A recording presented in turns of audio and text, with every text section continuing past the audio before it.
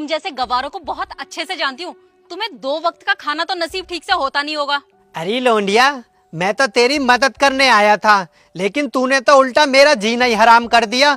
मैं सोच रहा था तू यहाँ परेशान खड़ी है तो तेरी मदद कर देता हूँ, लेकिन तू यहाँ खड़ी खड़ी मेरी बेइज्जती पे बेइज्जती किए जा रही है। सही कहते हैं लोग, बिना मांगे किसी की मदद नहीं करनी चाहिए। मुझे तुझ जैसे गरीब की मदद चाहिए भी नहीं। क्या पता तू मुझे इम्प्रेस करने के लिए ये सब कर रहा हो, लेकिन मैं तेरे झांसे में आने वाली नहीं हूँ। ये पकड़ अपने पैसे और निकल यहाँ से। अरे काजल, तुम यहाँ क्या कर रही हो? ऑफिस नहीं गई? और सर आप यहाँ क्या कर रहे हैं? अरे अभिषेक, तुम इस गवार को सर क्यों बोल रहे हो? तुम इसे जानते हो क्या? अरे इन्हें कौन नहीं जानता? इन्हें तो सब जानते हैं। ये इस एरिया के सबसे बड़े जमींदार हैं। कई करोड़ रुपए कमाते हैं हर साल। क्या खेती बाड़ी करके ये साल में करोड़ों रुपए कमा लेते हैं? हाँ, लेकिन तुम इन्हें गवार क्यों बोल रही थी? क्या बात हो गई? वो अब मैं क्या बताऊं आपको। अब इसके मुंह से आवाज नहीं निकलेगी, मैं बताता हूँ। ये मैडम यहाँ खड़ी होकर किसी से 50,000 रुपए मांग रही थी।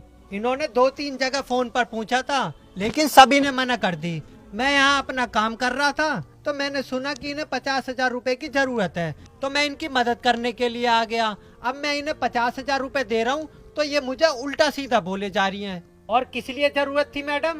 अरे हाँ, तुम्हें अपने छोटे भाई की फीस जमा करनी थी। मैंने सोचा छोटा भाई पढ़ाई कर रहा है तो उसकी पढ़ाई का नुकसान हो जाएगा, इसीलिए मैं इनकी यहाँ मदद करने आ गया। तो ये उल्टा मुझे गवार बोले जा रही हैं, मुझे उल्टा सीधा बोल रही हैं और मेरे कपड़े देखकर मुझे जज कर रही हैं। और एक बात और बताऊं, ये कह रही थी कि मैं ये पैसे चोरी करके लाया हूँ। बेइज्जती पे बेइज्जती किए जा रही थी मैडम, बस यही बात थी।